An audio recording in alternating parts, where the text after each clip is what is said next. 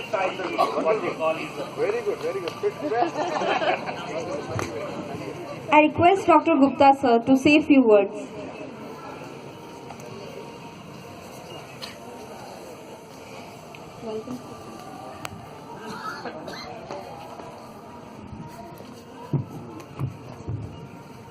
Good morning, everybody. At the outset, let me join Professor Gopal Krishna and others in wishing you the happy Republic Day, 68th Republic Day for India. We are very proud of our being Republic, and we owe our independence, was pointed out by Mahatma Gandhi, Sardar Patel, Nehru, and among others. And also our Constitution of India was drafted by Baba Ambedkar, and we are very happy that that Constitution is lasting even today, after completing 68 years. So we are very proud of being in India. Now, yesterday I had heard the speech of our President,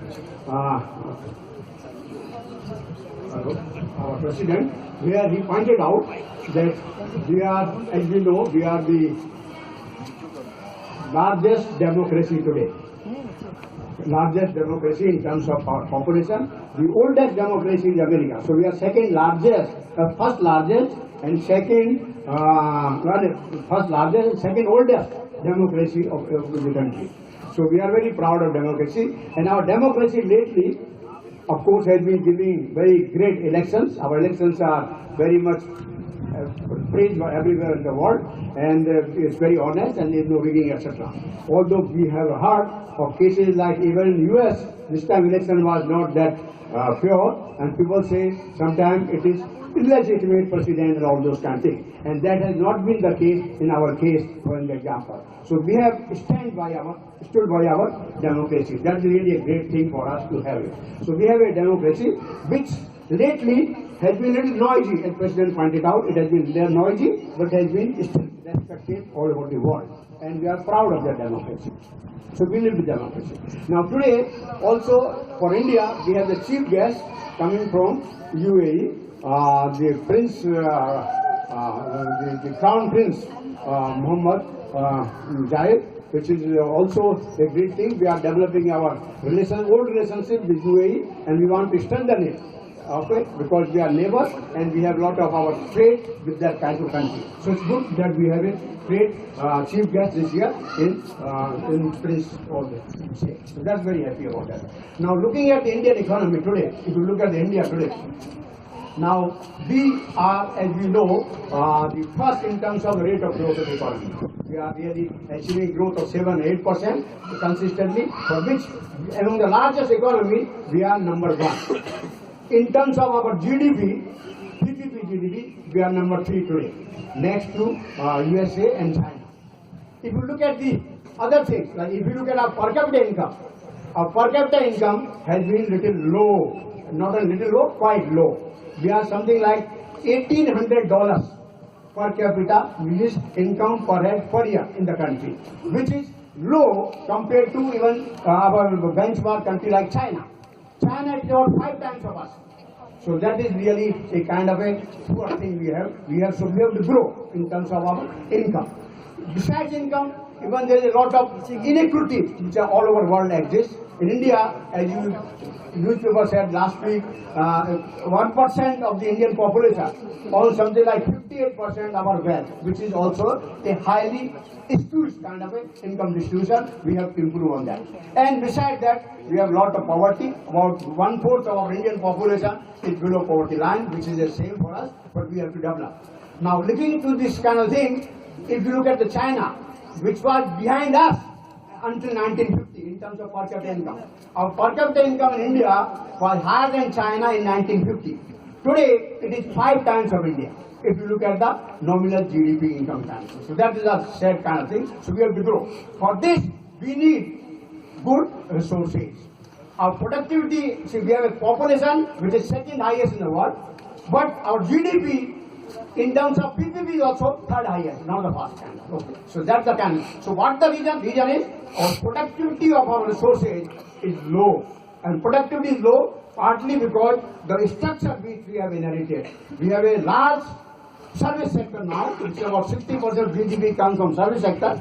About less than 20% comes from agriculture, and about 20% come from manufacturing. This is little imbalance, so we have to promote our industry, as our Prime Minister, Mr. Modi, is trying to do that. We have to promote our industry in order to balance, in order to protect productivity. Now, productivity is low partly because our labor or our workers or our human beings is not well equipped with the knowledge and the skill which we need. And therefore, education is the prior important today. If you look at our Human Development Index, we are something like 130 out of our 200 countries in terms of rank-wise. And stand around 0.609. That is, in terms of percentile, we are only 60 percentile. And 60 percentile, as you know, in terms of CAT kind of result, 60% is nowhere. So we are very low in terms of Human Development Index. Now, Human Development Index, as you would know, consists of three main parameters. Number one is health.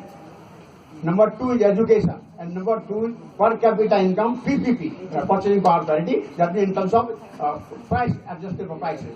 Now, in this, education and health are worse than our per capita income. Because in terms of per capita income, our rank is something like 125. In terms of Human Development Index, rank is something like 130. That is, we are worse in terms of health and education compared to income. We only talk of income. So education is a very, very important thing we have to emphasize. And as you know, it is invest in human capital. Today, those who are doing MBA here, PGPTM, now they are investing their money, they are investing their time, and their parents are investing all these things. Now this is investment in human capital. And human capital today is supposed to be the most important factor of success. Besides human capital, we have something called physical capital, which consists of natural resources, which are gifted by God, and human-made resources, which are in buildings, plant, machinery, tools, and equipment. These are the kind of resources. Now, as pointed out, there is something called law of diminishing marginal return, which applies to physical capital. It does not apply to human capital. So, human capital, if we invest, there is no law of diminishing return. More and more you study, more and more return you get out of it. Now your 2 years of education MBA will give you like 2 to 3 times of the emolument which you would have got with a graduate degree. So the incremental education has a highly rewarding in terms of your personal earning, in terms of personal satisfaction, in terms of contribution to the country, contribution to the world as a whole. So please remember, incremental return on education are higher and higher as you go on more and more education, higher education. And therefore, we have to emphasize higher education, which brings you something called CAR, knowledge, attitude, skill, and habits. These are the 4 things which we are imparting as a teacher to you. We impart you knowledge about all the fundamentals, techniques, and information which is available today.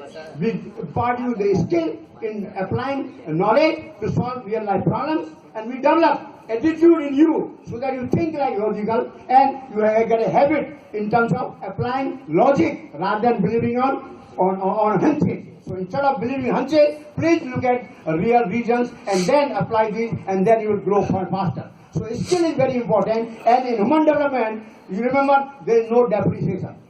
In physical capital, land, building, plant, equipment, they depreciate year after year. Human capital does not depreciate until, of course, being 70, 80 or what. I am already 75, but my knowledge has not depreciated, it's only growing over time. So even up to the age of 80, we can go on cultivating more knowledge and impart among the other people and develop the country as a whole. So knowledge is a very important thing, skill is a very important thing, and these are the things which we learn in education. Okay, and these have no depreciation, have no law of diminishing return, and therefore it is investment human capital which we should emphasize over and above. Of course, we need investment plant and equipment without which we can operate. So that's also important. So in order to increase the productivity of Indian people, in order to increase our per capita income, in order to increase our GDP, we need to emphasize human development. And one way of emphasizing human development is through education and health. Education is very important. Now coming to management education is still more important because it is versatile. It trains you in many subjects, but managing, we need managers, we need skilled people. So management education is very versatile, but it is very demanding. As you know, in 2 years program, you have something like 40 courses. spread over all kinds of subjects except physical sciences. All subjects will be quantitative method, economics, finance, accounting, strategy, everything is taught to you for 2 years. And overall, you have to cover something like 40 classes, 40 courses in period of 2 years. So you have to really work hard. If you don't work hard, you will be missing the boat here. So very important thing is hard work is very, very important for you to grow, get good job, get good satisfaction, and bring good name to school like oakbrook school. So please remember, you have to work very hard. It's very demanding course and it requires effort. And remember, no pain, no gain. More pain, more gain. Somebody said, my father used to tell me, जितना good डालोगे उतना मीठा होगा. So depending on how much you take from this school in 2 years, depending on how much effort you put along with your teachers. Of course, teachers have to be giving you their knowledge and skill to you, but you have to take it and you have to work very hard. There are large number of books, you have to study them, it's class time. People say you have to spend something like 10 to 12 hours per day in order to do well in MBA program, in order to learn what is taught in management, so that you can practice it and grow yourself as well as for the economy. So very important, very demanding course. And the rewards from MBA are, as I said, very commensurate to effort you put. Today, there are people who have the MBA degree, they are heading large institutions, large government organizations, and even industrial organizations. We can talk about people like Raghuram Rajan, who was head of the RBI until recently. We can talk of Shikha Sharma, who is right now CEO of CMD of Axis Bank. We can talk of Ajay Banga, who is the CEO of MasterCard. And there are many other people. There Pepsi Cola, their CEO is that Indra Herde. So these are the kind of thing. Indra Niyomi. So these are the people who have done MBA. And after MBA, because they have worked hard, they have worked continuously, they have worked sincerely, they are growing up that kind. So you also, if you do very well, you can also dream of answering those questions, and I am hoping that you will really do that.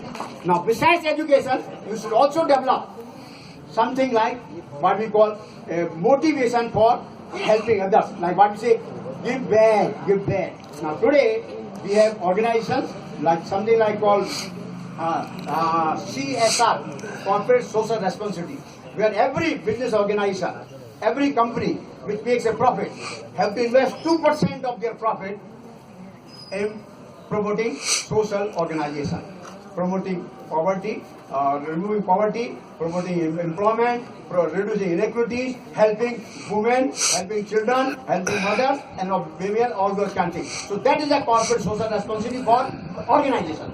What are individuals? Individuals also have a right, have an obligation to society from which they enrich. So you also have to develop habit in terms of giving charity to others, so that others can also come up in the society. Please remember, we have people. Today in the world, if you look at, we have people like one called Bill Gates. We have people like Warren Buffett. We have people like Nita Ambani here in India. We have Ajay Premji. Now they are the people who have joined the group of people who are helping eradicate sicknesses like malaria and health, promoting children's education, helping mother, helping girls' education, helping handicap. So we also, besides learning all kind of skills and knowledge, we also have to develop attitude to help others when we are able to do that. So I am hoping that this school will not only provide knowledge and skills in management field, but also develop mindset for promoting charity and helping others, so you can give back to society. And that is very important for you. So with this, I thank you very much for inviting me to be the chief guest of this important function. And I wish you all the best for oakbrook school to really develop that well and become one of the very important business schools in India, not only India, but internationally. All the best to you, and thank you once again. Thank you.